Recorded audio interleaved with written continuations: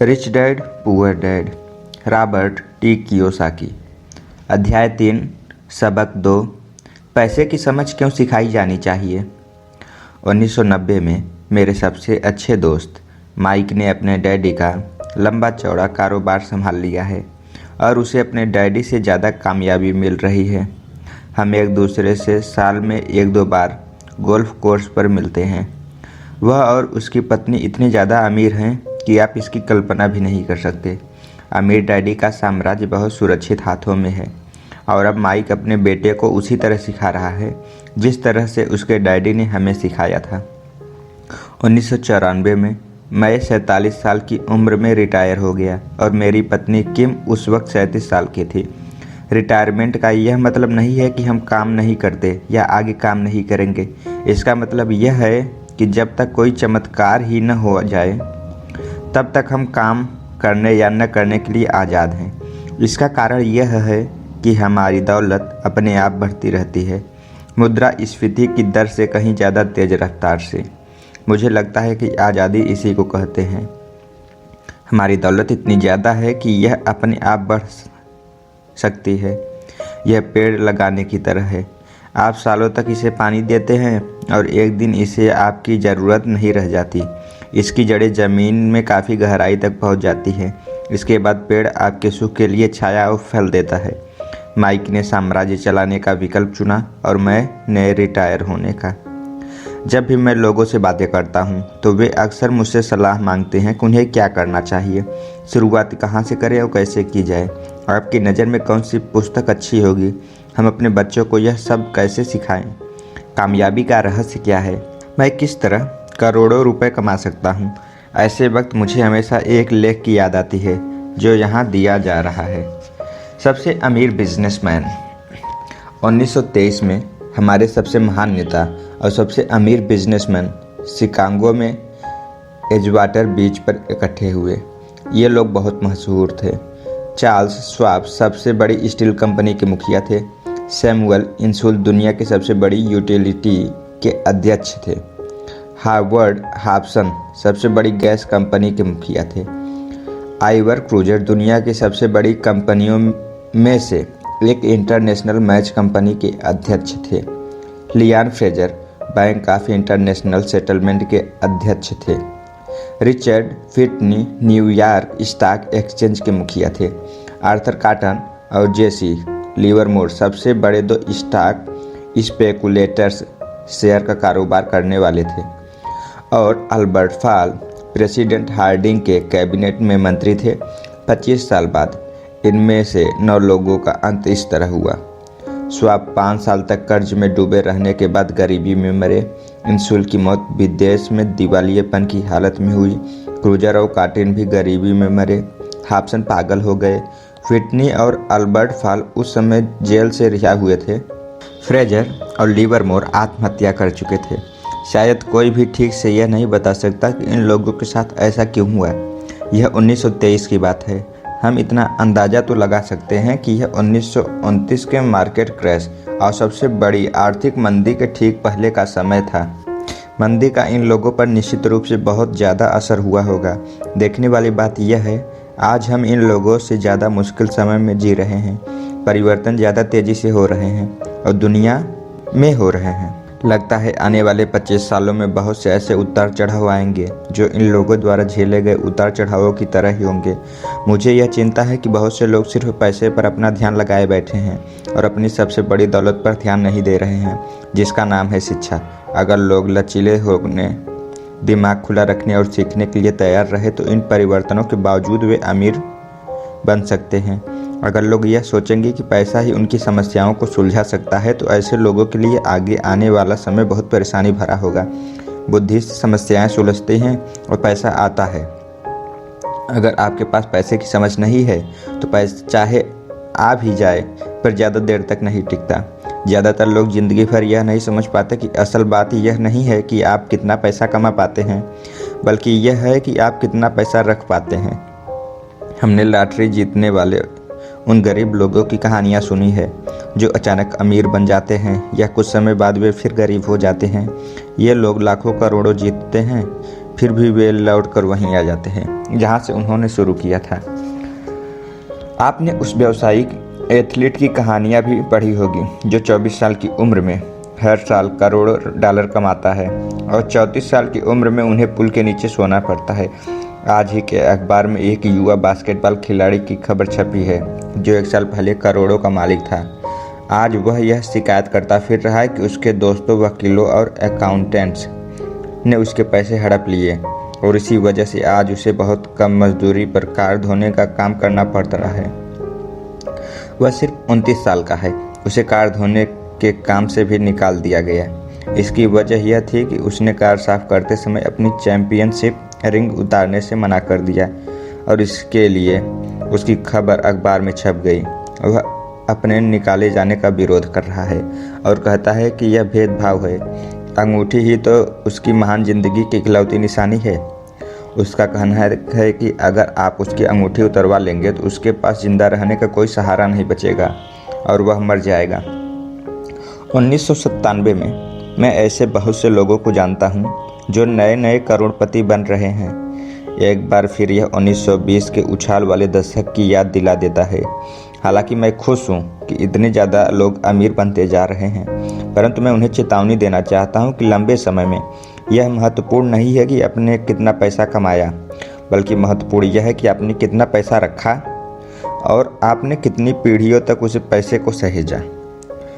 तो जब लोग मुझसे पूछते हैं हम किस तरह शुरू करें या मुझे बताइए कि जल्दी से अमीर कैसे बना जा सकता है, तो वे मेरे जवाब से बहुत निराश होते हैं। मैं उनसे सिर्फ यही कहता हूँ जो अमीर डैडी ने मुझसे बचपन में कहा था, अगर तुम अमीर बनना चाहते हो तो तुम्हारे पास पैसे की समझ होनी चाहिए।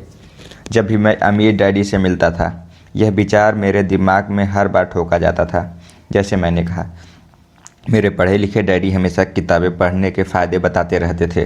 दूसरी तरफ मेरे अमीर डैडी वित्तीय साक्षरता या पैसे की समझ विकसित करने पर जोर देते थे।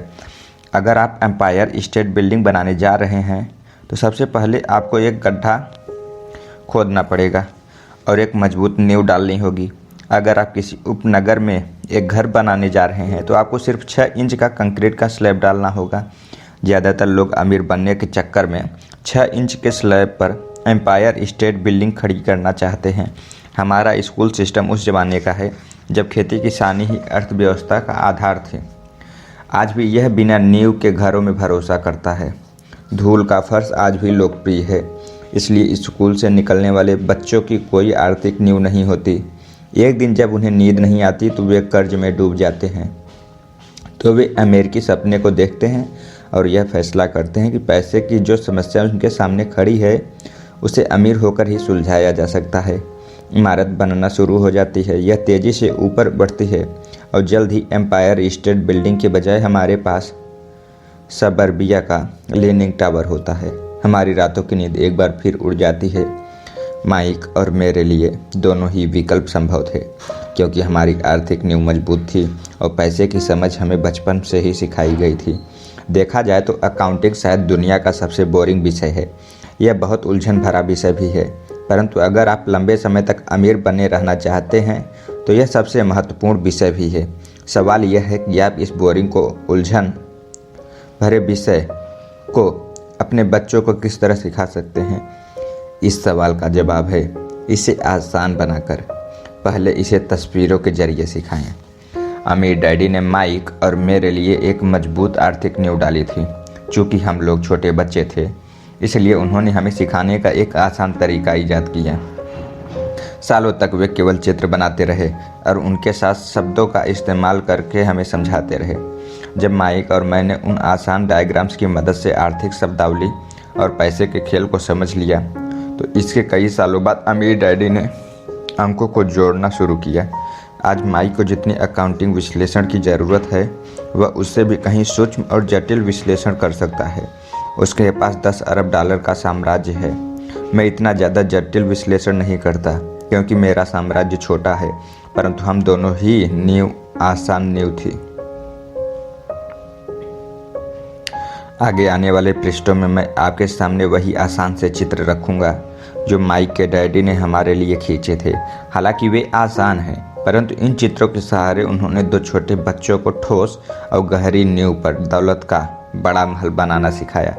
नियम 1, आपको संपत्ति, एसेट्स और दायित्व, लायबिलिटीज़ का अंतर पता होना चाहिए और हमेशा संपत्ति ही खरीदनी चाहिए। अगर आप अमीर बनना चाहते हैं तो आपको बस इतना ही जानने की ज़रूरत है। यह पहला नियम है, यही इकलौता नियम है। यह बहुत आसान लगता है, परंतु ज़्यादातर लोगों को यह पता नहीं है कि यह नियम कितना महत्वपूर्ण है। ज़्यादातर लोग पैसे की समस्याओं में सिर्फ इसलिए उलझे रहते हैं क्योंकि उन्हें यह पता ही नहीं होता कि संपत्ति और दायित्व में क्या फ़र्क होता है। अमीर लोग संपत्ति इकट्ठा करते हैं, गरीब और मध्यवर्गीय लोग दायित्व इकट्ठा करते हैं। और मज़े की बात यह है कि उन लोगों को यह लगता है कि वे संपत्ति इकट्ठी कर रहे हैं। जब अमीर डैडी ने माइक और मुझे यह बताया तो हमने सोचा कि वे मजाक कर रहे हैं। हम 2 बच्चे अमीर बनने का रहस्य जानने के लिए इतने हैरान परेशान थे, जबकि उनका जवाब था इतना आसान।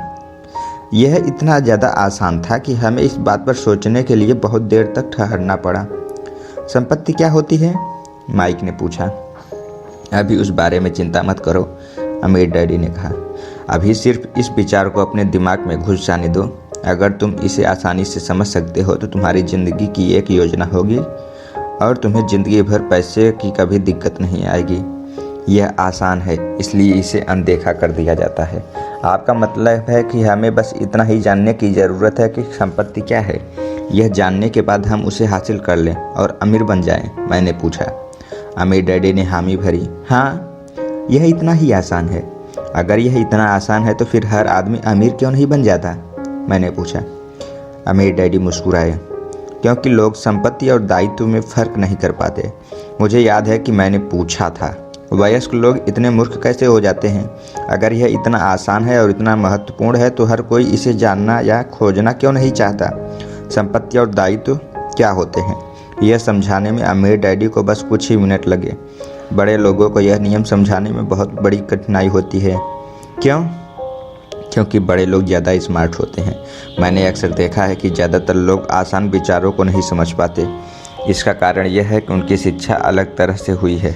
उन्हें दूसरे प्रोफेशनल्स ने पढ़ाया है, जैसे bankers, accountants, real estate agents, financial planners इत्यादि। ज़्यादातर बड़े लोगों के सामने मुश्किल यह होता है कि उन्हें बहुत कुछ बोलना पड़ता है और एक बार फिर से बच्चा बनना पड़ता है। एक समझदार वयस्क को अक्सर ऐसा लगता है कि आसान परिभाषाओं पर ध्यान देना मूर्खता है। अमीर डैडी KISS सिद्धांत में यकीन करते थे। Keep it simple stupid. मूर्ख, इसे आसान ही रहने दो।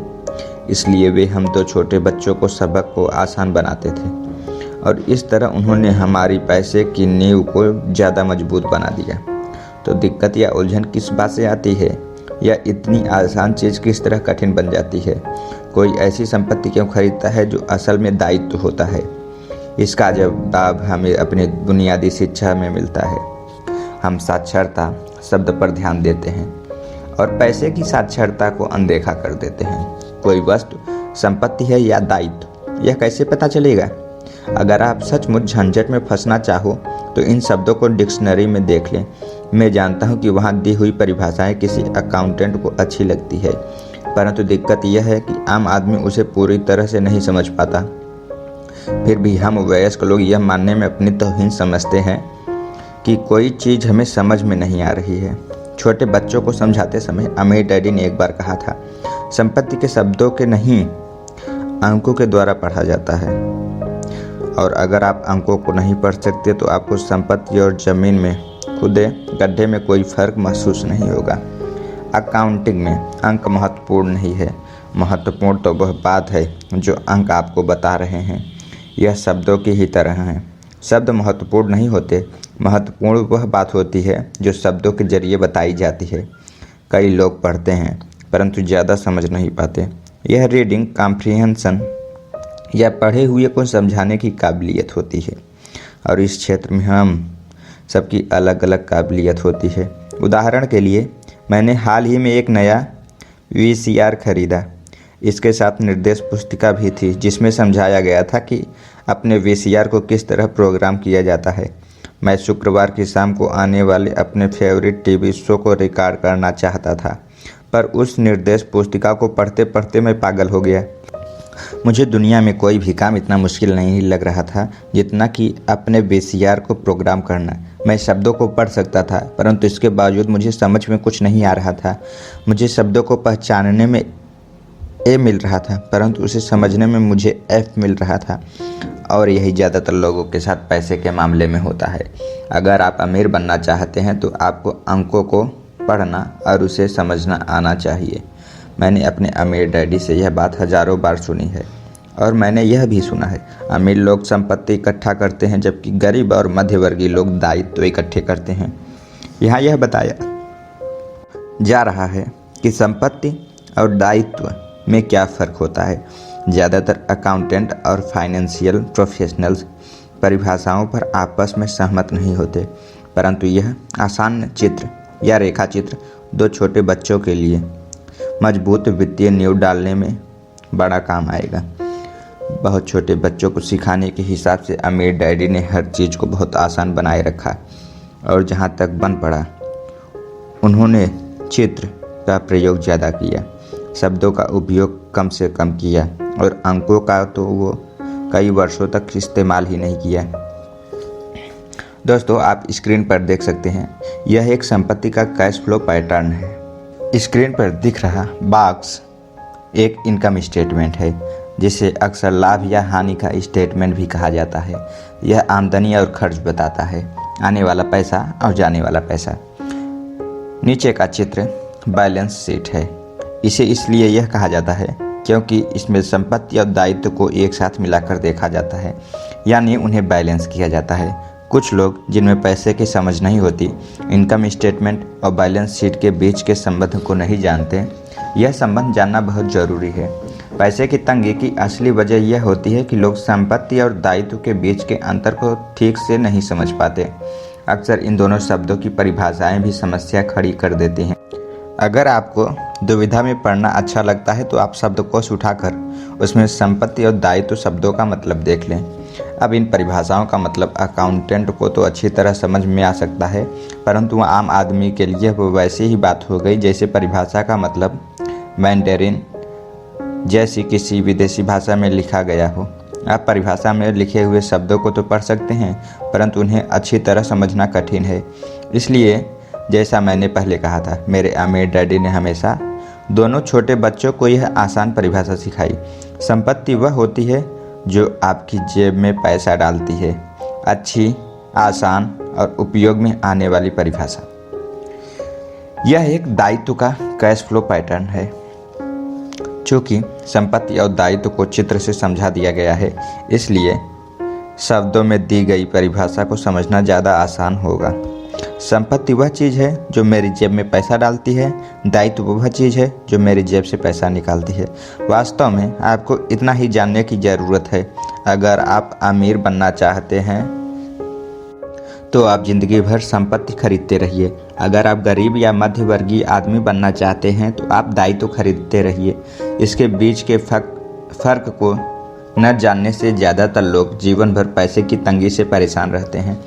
पैसे के लिए आदमी इसलिए परेशान होता है क्योंकि वह न तो शब्दों को समझ पाता है, न ही अंकों को। जिन लोगों के सामने पैसे की मुश्किल आ रही है, उन्हें यह समझ लेना चाहिए कि शब्दों या अंकों में ऐसा कुछ है जिसे वे पढ़ नहीं पा रहे हैं। कोई चीज़ ठीक से उनकी समझ में नहीं आ रही है। अमीर लोग इसलिए अमीर होते हैं क्योंकि इस मामले में वे पैसे की तंगी से परेशान लोगों से ज़्यादातर समझदार होते हैं। तो अगर आप अमीर बनना चाहते हैं और अपनी दौलत को बनाए रखना चाहते हैं तो पैसे की साक्षरता और समझदारी महत्वपूर्ण है, शब्दों में भी और 3 अंकों में भी। चित्र में जो तीर लगे हैं वे पैसे के बहाव यानी कैश फ्लो को बताते हैं। ध्यान रखिए, सिर्फ अंक से पूरी बात समझ में नहीं आती और सिर्फ शब्दों से पूरी बात समझ में नहीं आती। महत्व तो पूरी कहानी का होता है। किसी वित्तीय रिपोर्ट में अंकों को पढ़ना प्लाट या कहानी ढूंढने की तरह है। पैसा कहाँ जा रहा है, इस बात की कहानी। 80% परिवारों की पैसे की कहानी यह होती है कि वे अमीर बनने के लिए कड़ी मेहनत करते जाते हैं। इसका कारण यह नहीं है कि वे पैसा नहीं कमाते। असली कारण यह है कि वे जिंदगी भर संपत्ति और जगह दायित्व खरीदते रहते हैं। उदाहरण के तौर पर यह एक गरीब आदमी या घर पर रहने वाले नौजवान का कैश फ्लो पैटर्न है। आप स्क्रीन पर देख सकते हैं, यह मध्यवर्गीय आदमी का कैश फ्लो पैटर्न है जो आपको स्क्रीन पर दिख रहा है। यह एक अमीर आदमी का कैश फ्लो पैटर्न है, यह भी आपको स्क्रीन पर दिखेगा दोस्तों। जैसा कि आप देख सकते हैं, ये सभी चित्र बहुत ज़्यादा सरल बना दिए गए हैं। हम में से हर एक को जिंदा रहने के लिए खर्च करना पड़ता है। हम सभी को रोटी, कपड़े और मकान की ज़रूरत होती है। चित्र यह बताते हैं कि गरीब, मध्यवर्गीय और अमीर आदमियों की ज़िंदगी में पैसा किस तरह आता जाता है। कैश फ्लो पूरी कहानी बता देता है। इस कहानी में यह बताया जाता है कि वह आदमी अपने पैसे का किस तरह इस्तेमाल करता है। एक बार पैसा हाथ में आ जाने के बाद वह उस पैसे का क्या करता है। मैंने अपनी कहानी अमेरिका के सबसे अमीर व्यक्तियों से इसलिए शुरू की ताकि मैं यह बता सकूं कि इतने सारे लोगों की सोच में कहाँ गलती होती है। गलती यह होती है कि वे यह मानते हैं कि पैसे से सारी समस्याएं सुलझ जाती हैं। इसलिए जब लोग मुझसे फटाफट अमीर बनने के नुस्खे पूछते हैं तो मैं काँप जाता हूँ, या यह कि उन्हें कहाँ से शुरू करना चाहिए। मैं अक्सर सुनता हूँ, मैं कर्ज में हूँ इसलिए मुझे और ज़्यादा पैसे कमाने चाहिए, परंतु यह देखने में आया है कि ज़्यादा पैसे की समस्या नहीं सुलझती। सच कहा जाए तो इससे समस्या और ज़्यादा बढ़ सकती है। पैसा हमारी इंसानी कमजोरियों को अक्सर ज़्यादा उभार देता है। पैसा अक्सर हमारे ऐसे पहलू पर रोशनी डालता है जिसके बारे में हम अनजान रहते हैं। इसलिए अगर किसी आदमी को अचानक बहुत सी दौलत मिल जाए, जैसे पैतृक संपत्ति, तनख्वाह में भारी बढ़ोतरी या उसकी लॉटरी लग जाए, तो पैसा मिलने के कुछ समय बाद वह अपने पुराने हाल में पहुंच जाता है, और कई बार तो उससे भी बुरे हाल में। पैसा आपके दिमाग में चल रहे कैश फ्लो पैटर्न को उजागर करता है। अगर यह पैटर्न ऐसा है कि आपकी पूरी कमाई खर्च करनी है, तो इस बात की बहुत संभावना है कि आपकी आमदनी बढ़ेगी तो आपका खर्च अपने आप बढ़ जाएगा। इसलिए यह कहावत सही है, मूर्ख और उसके पैसे से शानदार दावतें होती है। मैंने यह कई बार कहा है कि हम स्कूल इसलिए जाते हैं ताकि हम शैक्षणिक और व्यावसायिक काबिलियत को हासिल कर सकें।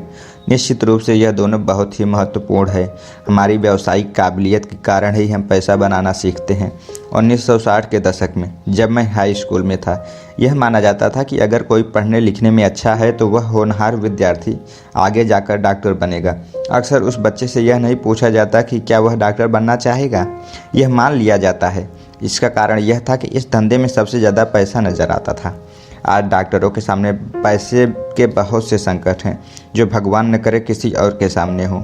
बीमा कंपनियां इस व्यवसाय पर काबू किए हैं, सरकार भी दखल दे रही है और अदालतों में मुआवजे के केस दायर हो रहे हैं इत्यादि। आज बच्चे बास्केटबॉल स्टार बनना चाहते हैं, टाइगर वुड्स की तरह गोल्फर बनना चाहते हैं, कंप्यूटर विशेषज्ञ बनना चाहते हैं, movie star, rock star, beauty queen या वॉल स्ट्रीट पर ट्रेडर बनना चाहते हैं। इसलिए क्योंकि अब दौलत, शोहरत और इज्जत इन्हीं जगहों पर है। इसी कारण स्कूल में बच्चों को अच्छा पढ़ने के लिए प्रेरित करना मुश्किल हो गया है।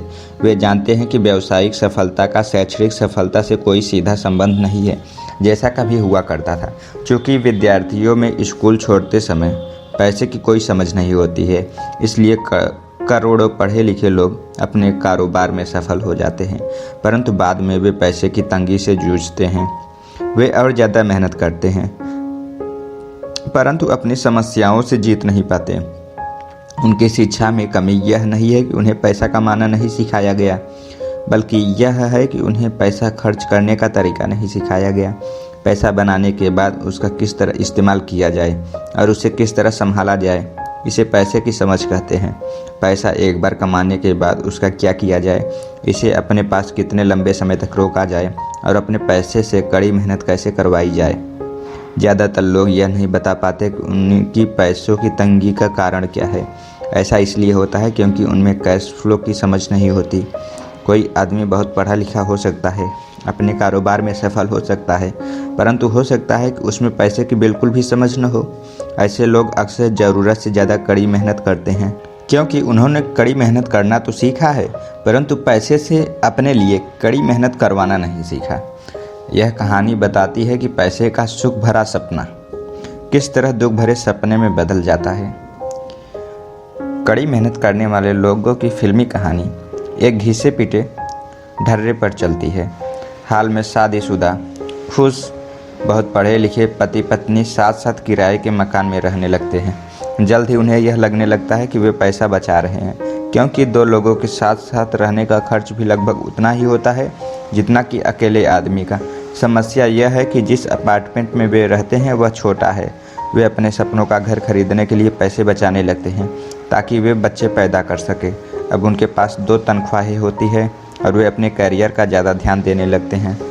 उनकी आमदनी बढ़ने लगती है। जैसे जैसे उनकी आमदनी बढ़ने लगती है उनके खर्च भी बढ़ने लगते हैं। स्क्रीन पर दिख रहे आप डायग्राम से समझ सकते हैं। ज़्यादातर लोगों के लिए पहले नंबर का खर्च होता है टैक्स। कई लोग सोचते हैं इनकम टैक्स, परंतु ज़्यादातर लोगों के लिए सबसे बड़ा टैक्स होता है सोशल सिक्योरिटी टैक्स। कर्मचारी को ऐसा लगता है कि social security tax, Medicare tax को मिलाकर कुल टैक्स लगभग 7.5% के करीब होता है, परंतु हकीकत में यह 15% होता है, क्योंकि आपके बॉस को भी सोशल सिक्योरिटी की उतनी ही रकम मिलानी पड़ती है। मुद्दे की बात यह है कि यह पैसा जो आपका बॉस आपको नहीं दे सकता। इससे भी बड़ी बात यह है कि आपको अपने वेतन में से कटे सोशल सिक्योरिटी टैक्स की रकम पर इनकम टैक्स भी देना होता है, और यह ऐसी आमदनी होती है जो आपके हाथ में नहीं आई है बल्कि सीधे ही सोशल सिक्योरिटी में चली गई है। फिर दायित्व तो बढ़ने लगते हैं। एक डायग्राम दिख रहा है आपको स्क्रीन पर, आप इसके ज़रिए समझ सकते हैं। इसे समझाने का सबसे अच्छा तरीका यह है कि हम वापस युवा पति पत्नी की कहानी की तरफ चले। उनकी आमदनी बढ़ने के कारण वे फैसला करते हैं कि वे किराए के मकान में नहीं रहेंगे बल्कि अपने सपनों का घर खरीद लेंगे। जब वे अपने घर में पहुंच जाते हैं तो उन पर एक नए टैक्स का बोझ आ जाता है जिसे प्रॉपर्टी टैक्स कहते हैं। फिर वो लोग एक नई कार खरीदते हैं, नया फर्नीचर और नया सामान खरीदते हैं ताकि उनका घर आलीशान लगे। अचानक वे अपने सपने से जागते हैं और देखते हैं कि उनके दायित्व का कॉलम बढ़ गया है। वे कर्ज में हैं और उन्हें बहुत से मॉर्टगेज ऋण और क्रेडिट कार्ड ऋण चुकाने हैं। अब वे चूहा दौड़ में फंस चुके हैं। एक बच्चा पैदा हो जाता है, वे और कड़ी मेहनत करते हैं। प्रक्रिया फिर दोहराई जाती है। ज़्यादा पैसे आते हैं, उस पर ज़्यादा टैक्स लगता है जिसे ब्रैकेट क्रीप भी कहा जाता है। तभी उनके पास डाक में एक और क्रेडिट कार्ड आ जाता है। वे उसका इस्तेमाल करते हैं, वह ख़त्म हो जाता है। तभी एक लोन कंपनी का आदमी आकर उन्हें बताता है कि उनकी सबसे बड़ी संपत्ति, उनके घर की कीमत बढ़ गई है। कंपनी उन्हें एक बिल कंसोलिडेशन लोन देने का ऑफर देती है क्योंकि उनकी क्रेडिट बहुत अच्छी है। कंपनी उन्हें यह भी बताती है कि समझदारी इसी में हुई कि वे अपनी ऊंची ब्याज दर पर लिए गए कंज्यूमर लोन को उनके क्रेडिट कार्ड से चुका दें, और इसके अलावा उनके घर पर लगने वाले ब्याज से उन्हें टैक्स में छूट भी मिलेगी। वे ऐसा ही करते हैं और ज़्यादा ब्याज दर वाले क्रेडिट कार्ड का भुगतान कर देते हैं। इसके बाद वे राहत की सांस लेते हैं। उन्होंने अपने क्रेडिट कार्ड का हिसाब साफ कर दिया है। अब उन्होंने अपने उपभोक्ता ऋण को होम मॉर्टगेज में बदल लिया है। उनका भुगतान भी कम हो जाता है क्योंकि उन्हें अपने कर्ज को 30 साल की किस्त में चुकाना है। समस्या से निपटने का यही स्मार्ट तरीका है। उनके पड़ोसी आते हैं और उन्हें शॉपिंग पर चलने का न्योता देते हैं। मेमोरियल डे की सेल लगी हुई है, यही तो मौका है कुछ पैसे बचाने का। वे अपने आप से कहते हैं, मैं कुछ नहीं खरीदूंगा, मैं तो सिर्फ देखने जा रहा हूँ। परंतु अगर कोई चीज़ जम जाए तो उसे खरीदने की उम्मीद में वे अपने क्रेडिट कार्ड को ले जाना नहीं भूलते। मैं ऐसे युवा दंपत्ति से हर समय टकराता हूँ। उनके नाम बदलते रहते हैं परंतु उनकी पैसे की तंगी एक सी ही रहती है। वे मेरी चर्चाओं में यह सुनने के लिए आते हैं कि मैं इस बारे में क्या कहता हूँ। वे मुझसे पूछते हैं, क्या आप हमें बता सकते हैं कि और ज़्यादा पैसे कैसे कमाया जा सकता है। उनकी खर्चीली आदतों ने उन्हें और ज़्यादा कमाने के लिए मजबूर कर दिया है। वे इतना भी नहीं जानते कि दरअसल समस्या पैसा कमाने की नहीं है, पैसा सही तरह से खर्च करने की है, और यही पैसे की तंगी का कारण है। यह समस्या इसलिए पैदा नहीं होती क्योंकि उनमें पैसे की समझ नहीं होती। यह समस्या इसलिए और भी भयानक हो जाती है क्योंकि वे संपत्ति और दायित्व में फ़र्क को नहीं समझ पाते। मेरा मानना है कि ज़्यादा पैसे से शायद ही कभी किसी की पैसे की समस्याएं सुलझती हैं। समस्याएं समझदारी से सुलझती हैं। मेरा एक दोस्त बार बार कर्ज में फंसे लोगों को यही सलाह देता है, अगर आपको लगता है कि आपने अपने आप को किसी गड्ढे में फंसा लिया है तो गड्ढा खोदना बंद कर दो। मेरे डैडी बचपन से हमें बताया करते थे कि जापानी 3 ताकतों को मानते थे, तलवार की ताकत, रत्नों की ताकत और दर्पण की ताकत। तलवार हथियारों की ताकत का प्रतीक थी। अमेरिका ने हथियारों पर अरबों खरबों डॉलर खर्च कर दिए हैं और इसी कारण वह आज विश्व में सबसे ज़्यादा ताकतवर देश है। रत्न पैसे की ताकत का प्रतीक है। इस कहावत में तो कुछ तो सच्चाई है। यह स्वर्णिम नियम याद रखो, जिसके पास स्वर्ण है वही नियम बनाता है। दर्पण आत्मज्ञान का प्रतीक है। जापानी दंत कथा के अनुसार यह आत्मज्ञान इन तीनों में सबसे कीमती वस्तु थी। गरीब और मध्यवर्गीय लोग अक्सर धन की ताकत से नियंत्रित होते हैं। वे सुबह सुबह उठकर कड़ी मेहनत करने यानी नौकरी करने चले जाते हैं और खुद से यह तक नहीं पूछते कि ऐसा करना समझदारी है। पैसे की समझ न होने के कारण ज़्यादातर लोग पैसे की डरावनी ताकत को यह इजाज़त दे देते हैं कि वह उन्हें काबू में कर लें। पैसे की ताकत उनके विरोध में इस्तेमाल होती है। अगर वे दर्पण की ताकत का इस्तेमाल करते हैं तो वे खुद से यह सवाल पूछते हैं, क्या इसमें समझदारी है? बहुत बार अपनी अंदरूनी समझदारी पर भरोसा करने के बजाय लोग भीड़ के साथ साथ चलने लगते हैं। वे कोई काम इसलिए करते हैं क्योंकि सभी लोग ऐसा करते हैं। वे सवाल पूछने के बजाय नकल करने लगते हैं। अक्सर वे नासमझी के कारण वही दोहराते हैं जो उन्हें सिखाया गया है।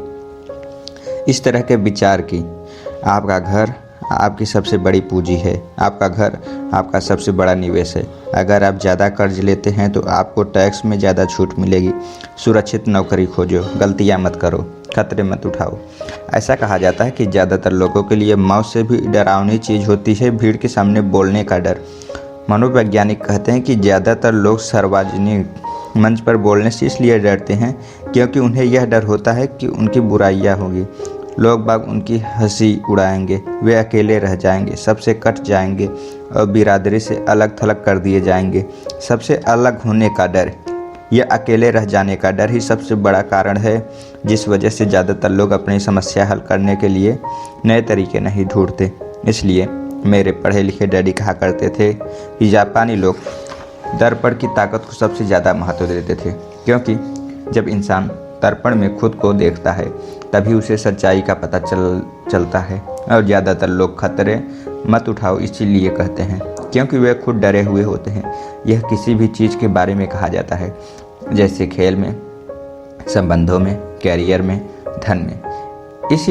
इसी समाज से कट जाने के डर के कारण लोग लीक पर चलते हैं और समाज की स्वीकृत मान्यताओं या लोकप्रिय प्रवृत्तियों के खिलाफ नहीं जाते। आपका घर एक संपत्ति है। बिल कंसोलिडेशन लोन लो और कर्ज से बाहर निकलो। कड़ी मेहनत करो।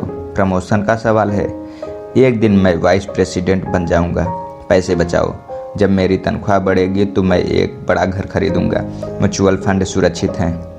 टिकल मी एल्मो डाल्स अभी स्टॉक में नहीं है, परंतु मेरे पास एक डाल रखी हुई है जो दूसरा ग्राहक अब तक लेने नहीं आया है। भीड़ के साथ चलने और पड़ोसियों के ऐशो आराम की नकल के कारण पैसे की बहुत सी समस्याएं पैदा होती है। कई बार हम सभी को दर्पण में देखने की ज़रूरत होती है और हमें अपने डर के बजाय अपनी अंदरूनी समझदारी से सोचना चाहिए। जब माइक और मैं 16 वर्ष के हुए तो हमें स्कूल में समस्याएं आने लगी थी।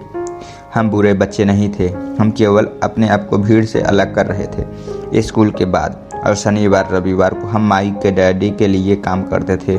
माइक और मैं अक्सर घंटों तक उसके डैडी के साथ बैठे रहते थे जब वे अपने बैंकर्स, वकीलों, अकाउंटेंट, ब्रोकर, निवेशकों, मैनेजर्स और कर्मचारियों के साथ चर्चा करते थे। माइक के डैडी ने 13 साल की उम्र में स्कूल छोड़ दिया था और अब वे पढ़े लिखे लोगों को रास्ता दिखा रहे थे, उन्हें आदेश और निर्देश दे रहे थे, उनसे सवाल पूछ रहे थे। पढ़े लिखे लोग उनकी एक आवाज़ पर दौड़े चले आते थे और उनके गुस्से से डरते थे। यह आदमी कभी भीड़ के साथ नहीं चला।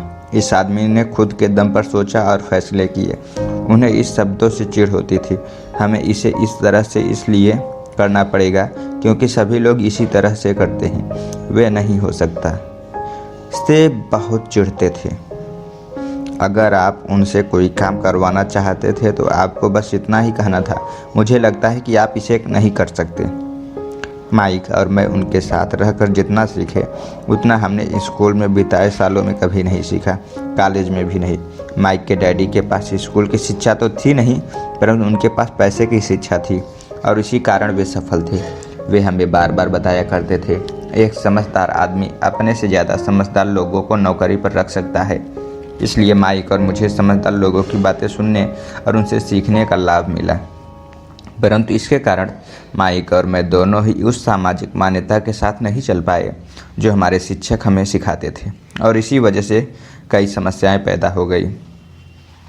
जब कोई टीचर कहता था, अगर तुम्हें अच्छे नंबर नहीं मिलते हैं तो तुम दुनिया में कुछ नहीं कर सकते, तो माइक और मैं अपनी भवें चढ़ा लेते थे। जब हम घिसे पीटे ढर्रे पर चलने को कहा जाता था और नियमों का अक्षरशः पालन करना सिखाया जाता था, तो हमें यह लगता था कि स्कूली शिक्षा दरअसल रचनात्मकता का गला घोट देती है। हम अमीर डैडी की यह बात समझने में लगे थे कि स्कूल को इसलिए बनाया गया है ताकि वहाँ अच्छे कर्मचारी तैयार हो सके, न कि अच्छे मालिक। कभी कभार माइक या मैं टीचर से पूछते थे कि हम जो पढ़ रहे हैं उसकी असली ज़िंदगी में क्या उपयोगिता है, या यह कि हमें पैसे के बारे में क्यों नहीं पढ़ाया जाता। दूसरे सवाल का अक्सर हमें यह जवाब नहीं मिलता था कि पैसा महत्वपूर्ण नहीं है और अगर हम अच्छी पढ़ाई करेंगे तो पैसा अपने आप मिलने लगेगा। हम पैसे की ताकत के बारे में जितना ज़्यादा मानते थे, अपने शिक्षकों और सहपाठियों से उतना ही दूर होते जाते थे। मेरे पढ़े लिखे डैडी ने कभी मुझ पर अच्छे नंबरों के लिए दबाव नहीं डाला। मुझे इस बात पर हैरत होती थी कि उन्होंने ऐसा क्यों नहीं किया, परंतु हम लोगों में पैसे को लेकर अक्सर वाद विवाद होने लगे थे। जब मैं 16 साल का हुआ तो मेरी पैसे की बुनियादी मेरे मम्मी डैडी से अच्छी हो चुकी थी। मैं हिसाब किताब रख सकता था। मैं tax, accounts, corporate, attorney, bankers, real estate brokers, निवेशकों इत्यादि की बातें सुना करता था। मेरे डैडी शिक्षकों से बातें करते थे। एक दिन मेरे डैडी मुझे बता रहे थे कि हमारा घर हमारे लिए सबसे बड़ा निवेश क्यों है। इस बात को लेकर हम लोगों में बहस हो गई। जब मैंने उन्हें यह बताया कि हमारे लिए एक अच्छा निवेश क्यों नहीं है, आगे आने वाले चित्र से यह साफ हो जाता है कि अपने अपने घरों को लेकर मेरे अमीर डैडी और गरीब डैडी के विचारों में कितना अंतर था। एक डैडी के हिसाब से उनका घर एक संपत्ति है, जबकि दूसरे डैडी के हिसाब से यह एक दायित्व था। अमीर डैडी का आप डायग्राम देख सकते हैं स्क्रीन पर, गरीब डैडी का चित्र। मुझे याद है मैंने नीचे वाले चित्र खींचकर अपने डैडी को कैश फ्लो की दिशा समझाने की कोशिश की थी। मैंने उन्हें यह बताया था कि घर के साथ साथ उससे जुड़े कुछ दीगर खर्च भी बढ़ जाते हैं। एक ज़्यादा बड़े घर का मतलब था और ज़्यादा खर्च, और इसका मतलब यह था कि कैश फ्लो खर्च के कॉलम से होकर गुजरता रहता था। दायित्व। आज भी लोग बाग मुझसे इस बात पर बहस करते हैं कि उनका घर संपत्ति क्यों नहीं होता।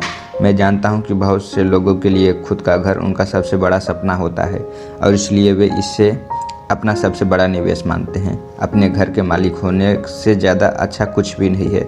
मैं इस लोकप्रिय मान्यता को देखने का एक और नज़रिया सुझाना चाहता हूँ। अगर मैं और मेरी पत्नी एक ज़्यादा बड़ा और आलीशान मकान खरीदने की बात सोचते हैं तो हम जानते हैं कि यह एक संपत्ति नहीं होती बल्कि एक दायित्व होगा, क्योंकि इससे हमारी जेब से पैसा निकल जाएगा।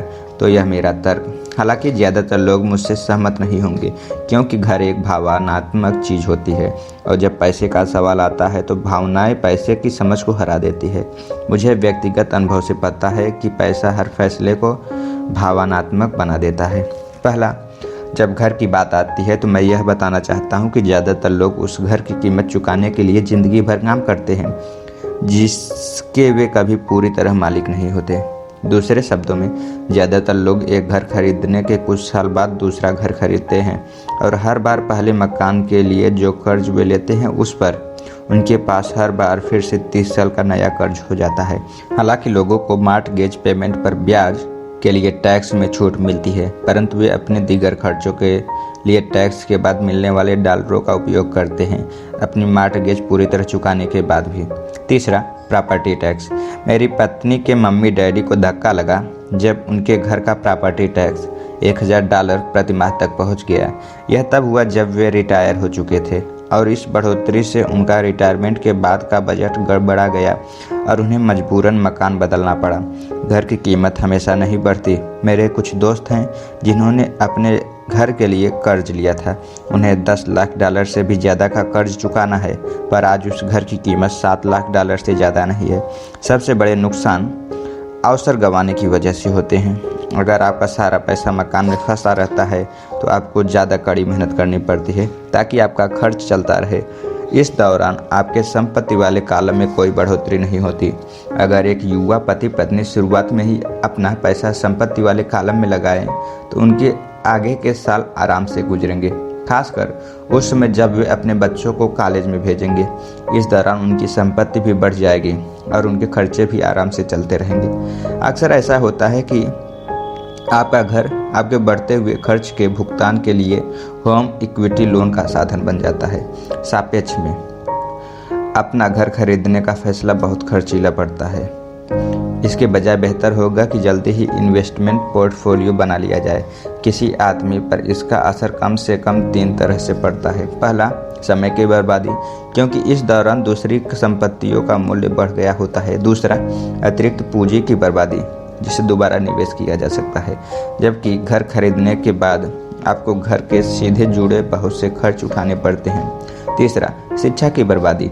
अक्सर ऐसा होता है कि लोग यह मानते हैं कि उनके संपत्ति वाले कॉलम में उनका घर, बचत और रिटायरमेंट प्लान आते हैं। चूँकि उनके पास निवेश करने के लिए पैसा नहीं होता, इसलिए वे बिल्कुल भी निवेश नहीं करते। इस कारण उन्हें निवेश का अनुभव कभी नहीं मिल पाता। ज़्यादातर लोग कभी एक समझदार निवेशक नहीं बन पाते और सबसे बढ़िया निवेशक सामान्य तौर पर सबसे पहले समझदार निवेशकों को बेचे जाते हैं, जो बाद में उन्हें सुरक्षित खेलने वाले लोगों को बेचते हैं। मेरे पढ़े लिखे डैडी का फाइनेंशियल स्टेटमेंट चूहा दौड़ में फंसे व्यक्ति का सबसे अच्छा उदाहरण है। उनके खर्च हमेशा उनकी आमदनी से ज़्यादा होते हैं, इसलिए उन्हें संपत्ति में निवेश करने का मौका ही नहीं मिलता था। इसका नतीजा यह होता था कि उनके दायित्व जैसे मॉर्टगेज और क्रेडिट कार्ड के कर्ज उनकी संपत्ति से कहीं ज़्यादा थे। अगला चित्र 1000 शब्दों की तरह एक कहानी बताता है। पढ़े लिखे डैडी का फाइनेंशियल स्टेटमेंट। दूसरी तरफ मेरे अमीर डैडी का फाइनेंशियल स्टेटमेंट यह दिखाता है कि वे जी जान लगाकर निवेश कर रहे थे और उन्होंने अपने दायित्व को कम से कम रखा था। अमीर डैडी का फाइनेंशियल स्टेटमेंट आप स्क्रीन पर देख सकते हैं। मेरे अमीर डैडी के फाइनेंशियल स्टेटमेंट से यह पता चलता है कि अमीर लोगों और ज़्यादा अमीर लोग क्यों बनते हैं। संपत्ति वाले कॉलम में इतनी ज़्यादा आमदनी होती है कि खर्च आराम से चल जाता है और कुछ पैसा बच भी जाता है। इस बचे हुए पैसे को एक बार फिर से संपत्ति वाले कॉलम में दोबारा निवेश कर दिया जाता है। संपत्ति वाला कॉलम बढ़ता रहता है और इससे होने वाले आमदनी भी बढ़ती रहती है। नतीजा यह होता है अमीर लोग और ज़्यादा अमीर होते जाते हैं। अमीर लोग और ज़्यादा अमीर क्यों होते जाते हैं, इसका डायग्राम आपको स्क्रीन पर दिख रहा होगा। मध्य वर्ग के लोग हमेशा पैसे की तंगी से जूझते रहते हैं। उनकी मूल आमदनी तनख्वाह से होती है और जैसे जैसे उनका तनख्वाह बढ़ता है उनके टैक्स भी बढ़ते जाते हैं। इसके साथ ही आमदनी बढ़ने पर उनके खर्च भी बढ़ जाते हैं, इसलिए इसे चूहा दौड़ कहा गया है। यह लोग मानते हैं कि उनका घर उनकी मूल संपत्ति है और इसलिए वे आमदनी दिलाने वाली संपत्ति में निवेश करते हैं। मध्य वर्ग को पैसे की तंगी क्यों होती है, आपको स्क्रीन पर डायग्राम दिख रहा होगा। आज की कर्जदार सोसाइटी 2 बातें मानती हैं। पहला यह कि खुद का घर एक निवेश होता है और दूसरा यह कि तनख्वाह बढ़ने पर खर्च भी बढ़ना चाहिए या एक ज़्यादा बड़ा घर खरीद लेना चाहिए। बढ़ते हुए खर्च के कारण परिवार ज़्यादा कर्ज में फंस जाते हैं और उन्हें पैसे की और ज़्यादा तंगी का सामना करना पड़ता है। हालांकि वे अपनी नौकरियों में लगातार तरक्की कर रहे हैं और उनकी तनख्वाह लगातार बढ़ती जा रही है। इसे हाई रिस्क लिविंग या बहुत जोखिम भरी जीवन शैली कहा जाता है और इसका कारण यह है कि ऐसे लोगों में पैसे की समझ नहीं होती। 1990 के दशक में नौकरियों में भारी कटौती से यह बात पता चली कि मध्य वर्ग पैसे के मामले में कितना असुरक्षित है। अचानक कंपनी पेंशन प्लान की जगह पर 410 के प्लान आ गए हैं। सोशल सिक्योरिटी निश्चित रूप से संकट में है और इसे रिटायरमेंट का सहारा नहीं बनाया जा सकता। मध्य वर्ग में घबराहट का माहौल पैदा हो गया है।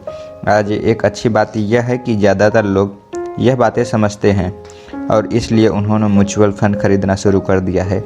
निवेश में हुई बढ़ोतरी के कारण ही हमें स्टॉक मार्केट में इतनी तेज़ी देखी है। आज मध्य वर्ग की बढ़ती मांग को पूरा करने के लिए नए नए म्यूचुअल फंड बनते जा रहे हैं। म्यूचुअल फंड इसलिए लोकप्रिय हैं क्योंकि वे सुरक्षा के प्रतीक हैं।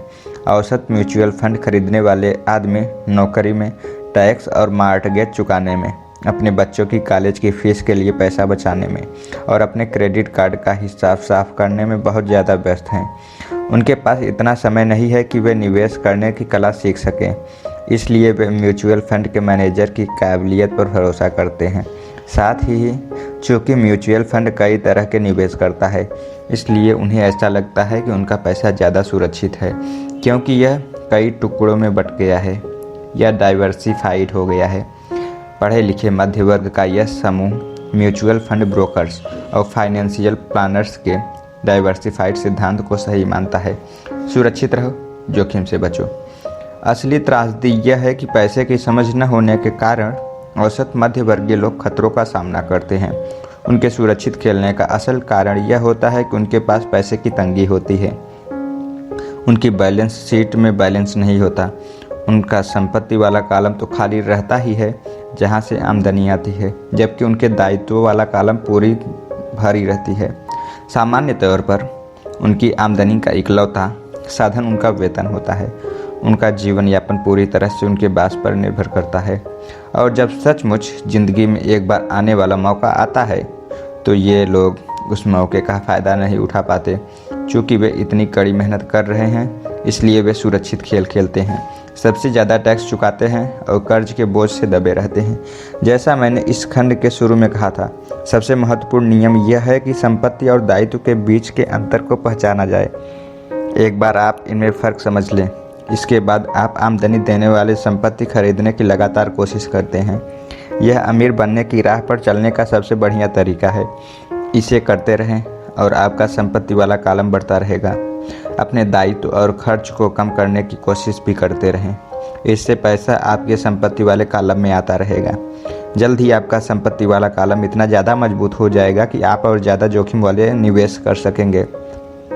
ऐसे निवेश जिनमें 1000% से अनंत तक फ़ायदा हो सकता है। ऐसे निवेश जिनमें $5000 की रकम जल्दी ही $10 लाख या इससे ज़्यादा हो जाती है।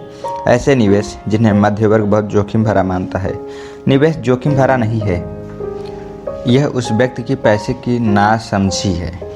वित्तीय निरक्षरता है जो उसे बहुत जोखिम भरा बना देती है। अगर आप वही करते हैं जो सभी लोग करते हैं तो आपको यह चित्र मिलेगा। आप स्क्रीन पर एक डायग्राम देख सकते हैं। एक कर्मचारी होने के नाते जो घर का मालिक भी है, अपनी नौकरी का पैटर्न सामान्यतः यह होता है। पहला, आप किसी के लिए काम करते हैं।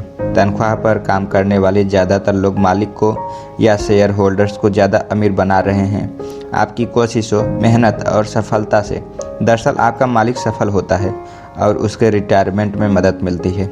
दूसरा, आप सरकार के लिए काम करते हैं। आप इसे देख पाएँ, इसके पहले ही सरकार आपकी तनख्वाह में से अपना हिस्सा ले लेती है। ज़्यादा कड़ी मेहनत करके आप सरकार को देने वाले टैक्स में बढ़ोतरी करते हैं। ज़्यादातर लोग जनवरी से मई तक सिर्फ सरकार के लिए काम करते हैं। आप बैंक के लिए काम करते हैं। टैक्स चुकाने के बाद आपका सबसे बड़ा खर्च आमतौर पर अपना मॉर्टगेज और क्रेडिट कार्ड का कर्ज चुकाना होता है। अगर आप सिर्फ ज़्यादा कड़ी मेहनत से काम करते जाएं, तो समस्या यह है, तीनों ही मामलों में आपकी ज़्यादा मेहनत से किसी और को ज़्यादा फ़ायदा मिलता है। आपको यह सीखना चाहिए कि आपकी ज़्यादा मेहनत से किस तरह आपको और आपके परिवार को सीधा फ़ायदा मिल सकता है। अगर आप यह फैसला कर भी लें कि आप अपने काम से काम रखेंगे, फिर भी आपको यह नहीं पता होगा कि आपके लक्ष्यों को किस तरह से निर्धारित किया जाए। ज़्यादातर लोग अपने प्रोफेशन को बनाए रखना चाहते हैं, और अपनी तनख्वाह के सहारे ही संपत्ति बनाना चाहते हैं। जब उनकी संपत्ति बढ़ती है तो वे किस तरह अपनी सफलता का आकलन करते हैं। कब कोई आदमी यह महसूस करता है कि वह अमीर है, कि उसके पास दौलत है। संपत्ति और दायित्व की मेरी अपनी परिभाषाओं की तरह है। दौलत के बारे में भी मेरी अपनी परिभाषा है। दरअसल मैंने इसे बकमिस्टर फुलर नामक व्यक्ति से सीखा है। कुछ लोग उसे निमह कीम कहते हैं और कई लोग उसे एक जीता जागता जीनियस कहते हैं। सालों पहले सभी वास्तुविद इसलिए हैरान हो गए थे क्योंकि 1961 में उसने जियोडेनिस डोम के पेटेंट के लिए आवेदन किया था और उस आवेदन में फुलर ने दौलत के बारे में भी कुछ कहा था।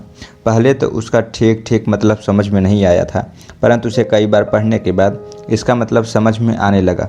दौलत किसी आदमी की वह योग्यता है जिसके सहारे वह आगे आने वाले इतने दिनों तक जिंदा रह सकता है। यानी अगर मैं आज काम करना बंद कर दूं तो मैं कितने समय तक जिंदा रह सकता हूं। यह नेटवर्थ की तरह नहीं है जो आपकी संपत्ति और दायित्व के बीच का अंतर है। हर व्यक्ति को लगता है कि उसके पास जो सामान है वह बहुत कीमती है, परंतु इस परिभाषा से सचमुच सही आकलन किया जा सकता है। मैं अब आकलन कर सकता हूं और सचमुच जानता हूं कि आर्थिक रूप से आज़ाद होने के मेरे लक्ष्य के संदर्भ में कितनी तरक्की कर ली है। हालांकि नेटवर्थ में ऐसी चीज़ें भी आ जाती हैं जिनमें पैसा नहीं आता, जैसे वह वस्तु जो आपके गैरेज में खड़ी है। दौलत का सीधा सा हिसाब यह है कि आपका पैसा कितना पैसा बना रहा है और इसलिए आप आर्थिक रूप से कितने दिनों तक जिंदा रह सकते हैं। दौलत दरअसल संपत्ति के कॉलम की कैश फ्लो के दायित्व वाले कॉलम के साथ तुलना है। एक उदाहरण लें, यह कहें कि मेरे पास हर महीने में संपत्ति वाले कॉलम से $1000 का कैश फ्लो है और मेरा खर्च हर महीने $2000 है। मेरे पास कितनी दौलत है? अब हम बकमिस्टर फुलर की परिभाषा की तरफ चलें। उनकी परिभाषा के हिसाब से मैं कितने दिनों तक जिंदा रह सकता हूं? अगर हम एक महीने में 30 दिन मान लें तो इस परिभाषा के हिसाब से 15 दिन तक जिंदा रह सकता हूं। जब मैं अपनी संपत्ति से हर महीने $2000 का कैश फ्लो हासिल करने लग जाऊंगा तो मैं दौलतमंद हो जाऊंगा। हालांकि मैं अमीर नहीं हूं, परंतु मैं दौलतमंद जरूर हूं। हर महीने मेरी संपत्ति से मुझे जो आमदनी मिलती है वह मेरे महीने भर के खर्च के लिए काफ़ी होती है। अगर मैं अपने खर्च को बढ़ाना चाहता हूं तो मुझे इसके पहले अपनी संपत्ति से आने वाले कैश फ्लो को बढ़ाना होगा। यह ध्यान रखें कि इस बिंदु पर मैं अपनी तनख्वाह पर बिल्कुल भी निर्भर नहीं हूं। मैं संपत्ति वाले कॉलम को भरने में जी तोड़ कोशिश की थी और मैं इससे सफल भी हुआ था, जिसके कारण आज मैं आर्थिक रूप से आज़ाद हो गया हूँ। अगर मैं आज अपनी नौकरी छोड़ भी दूं तो मेरी संपत्तियों से इतना कैश फ्लो आता रहेगा कि मेरा खर्च आसानी से चलता रहेगा। मेरा अगला लक्ष्य यह होगा कि मेरी संपत्तियों से आने वाले अतिरिक्त कैश फ्लो को फिर से संपत्ति वाले कॉलम में निवेश कर दिया जाए। मेरे संपत्ति वाले कॉलम में जितना ज़्यादा पैसा जाता है, मेरा संपत्ति वाला कॉलम उतना ही बढ़ता रहता है।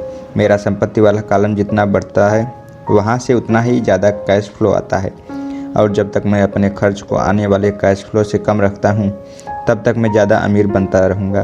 और ध्यान देने वाली बात यह है कि मेरी आमदनी शारीरिक मेहनत से नहीं बल्कि दूसरे जरियों से हो रही है। जब तक पुनर्निवेश की यह प्रक्रिया चलती है मैं अमीर बनने की राह पर तेज़ी से चलता रहूँगा। अमीरी की असली परिभाषा देखने वाले की निगाह में होती है। आप कभी अत्यधिक अमीर नहीं हो सकते। इस आसान शब्द को याद रखिए। अमीर संपत्ति खरीदते हैं, गरीब केवल खर्च करते हैं। मध्य वर्ग दायित्व खरीदता है परंतु यह सोचता है कि वह संपत्ति खरीद रहा है। तो किस तरह मैंने अपने काम से काम रखा? इस सवाल का जवाब क्या है? मैकडॉनल्ड के मालिक की बात सुने। थैंक यू दोस्तों for listening rich dad poor dad by Robert T Kiyosaki.